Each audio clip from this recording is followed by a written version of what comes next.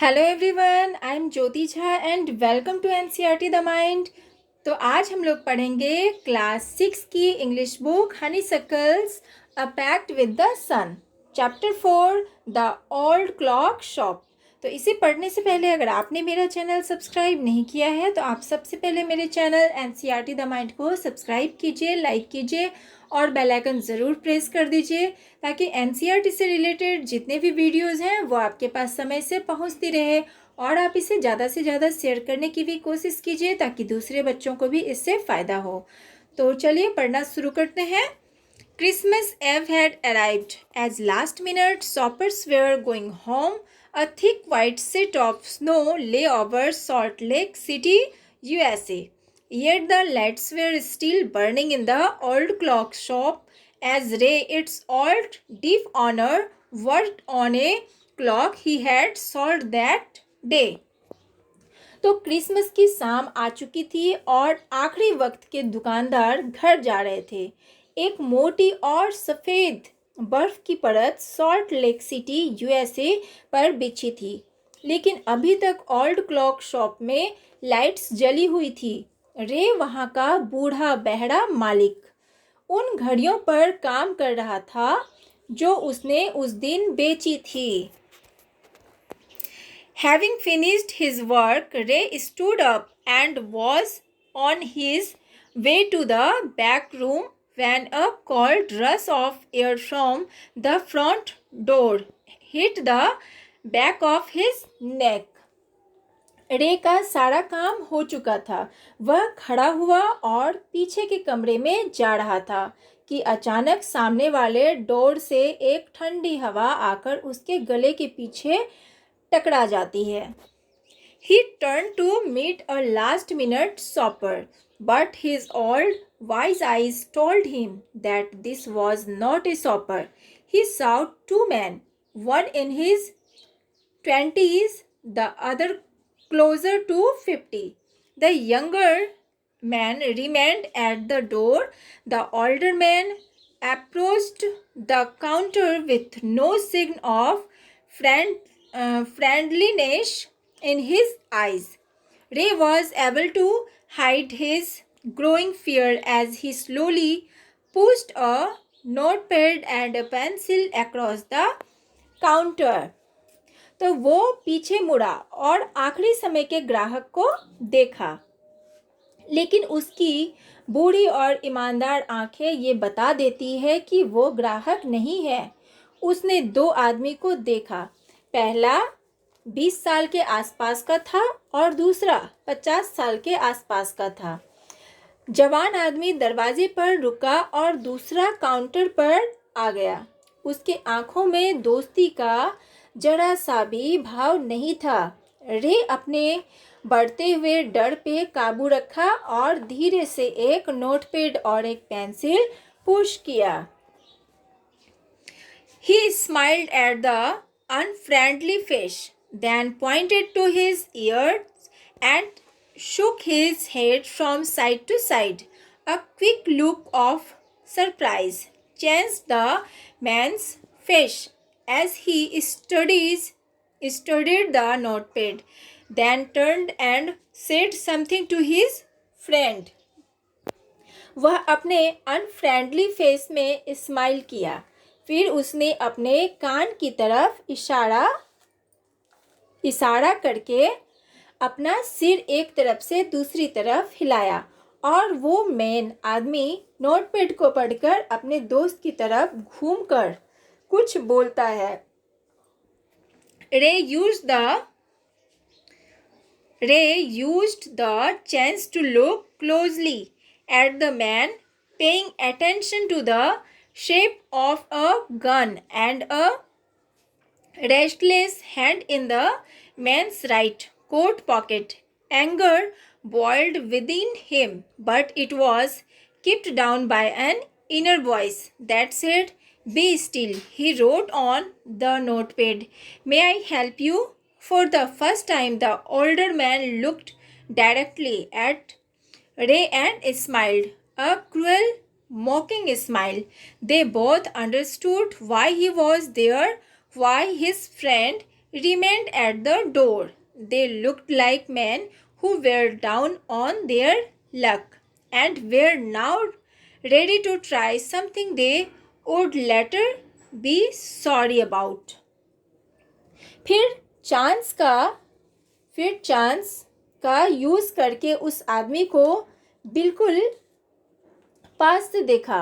वो गन के सेप पर ध्यान दे रहा था और एक हाथ जो उसके राइट कोट पॉकेट में था उस पर भी ध्यान दे रहा था।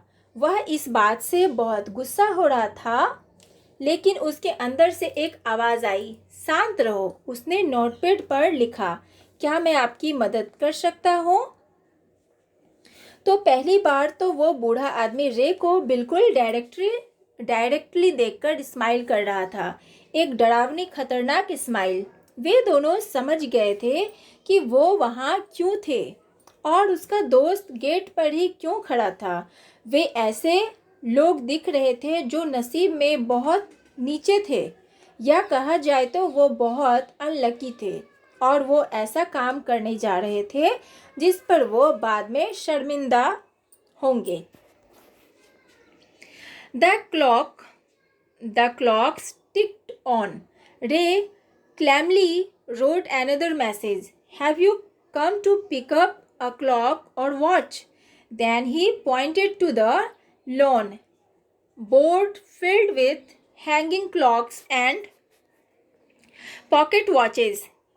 He was not a pawnbroker, but at the same time could not say no to the needy people who placed their old watches or clocks before him for anything they could get. He loaned more than he should. They would be there when the owner wanted them back at the same price he had paid, with no interest. तो देखिए क्या होता है फिर कि घड़ियाँ चल रही थी।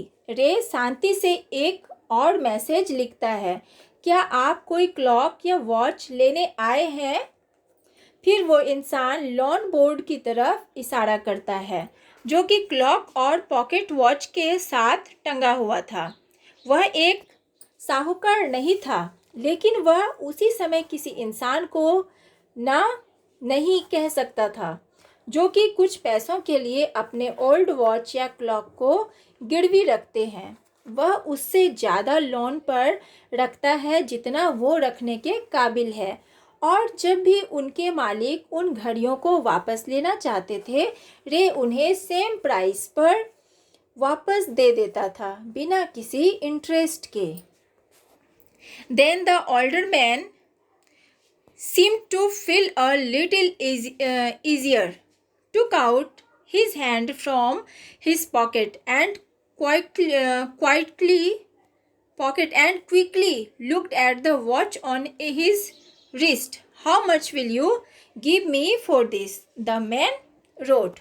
फिर वो बूढ़ा इंसान थोड़ा सा आसान फील करने लगा। उसने अपना हाथ पॉकेट से बाहर निकाला और अपने रिस्ट वॉच को देखा। तुम मुझे इसके लिए कितना दोगे? वो इंसान लिखता है। रे noticed a little shame in the grey eyes looking at him. The watch was nothing special and yet had great powers. It was something to exchange, a way out of a bad situation. Knowing that great need had brought the man to his shop in the first place, Ray asked, how much do you need for it? The reply came back on the notepad, whatever it's worth. तो देखिए फिर क्या होता है कि रे अपने grey आँखों में थोड़ा सा शर्म नोटिस करता है।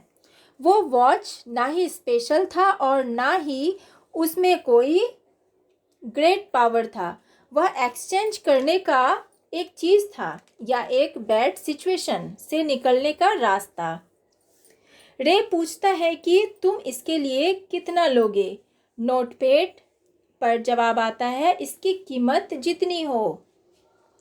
रे reached into his cash box pulled out a $50 note and passed it into the man's hand. As they shook hands, Ray looked into the man's eyes. They seemed to say, "Thank you." They both knew the watch was not worth that much. Before turning to leave, the man wrote, "I will be back to pick it up as soon as I can. Merry Christmas." तो देखिए, रे अपने cash box में देखता है, $50 का note लेकर man को देता है और फिर वो लोग हाथ मिलाते हैं। रे उस आदमी के आंखों में देखता है, वो बोलना चाहता था थैंक यू। वे दोनों जानते थे कि उस वॉच की कीमत उतनी ज़्यादा नहीं थी। जब वो वापस जा रहा था तब उस आदमी ने लिखा, मैं अपनी घड़ी को लेने जल्द से जल्द आऊँगा। Merry Christmas. The little story ended on the half hour with the clocks striking all together. The timepieces, which had been looking on silently all the while, rang out the time with such feeling that even Ray thought he could hear them. Their sweet musical message was filled with hope, the timeless message of peace on earth, goodwill towards all, was filled by the three men who stood in the old clock shop. तो ये छोटी सी कहानी आधे घंटे में ख़त्म हुआ। उनका स्वीट म्यूजिकल मैसेज बहुत आशा से भरा था। ये छोटा सा मैसेज धरती पर शांति फैलाता है। ये सब तीन इंसान से हुआ जो कि ओल्ड क्लॉक शॉप में थे। इस तरह से बच्चों आपका ये चैप्टर कंप्लीट हो गया है। तो आपको कैसा लगा पढ़ के आप ज़रूर बताइएगा कमेंट में। और अगर आपको कुछ समझ में नहीं आता है तो आप मुझसे पूछ सकते हैं कमेंट में। और अगर पढ़ के अच्छा लगा, आपको मन लगा, तो आप मेरे चैनल NCERT द माइंड को ज़रूर लाइक कीजिए, सब्सक्राइब कीजिए और बेल आइकन प्रेस कर दीजिए ताकि मेरे जितने भी वीडियोज़ हैं वो आपके पास सबसे पहले पहुँचे। और मैं इसके जो क्वेश्चन आंसर्स हैं वो मैं आपको अगले वीडियो में बताऊंगी। और इसका जो हार्ड वर्ड्स है वो मैं आपको डिस्क्रिप्शन बॉक्स में दे दूंगी, आप वहाँ से निकाल के पढ़ लीजिएगा। तो चलिए बच्चों, मिलते हैं अगले वीडियो में। तब तक के लिए bye, take care, thanks to watch my video.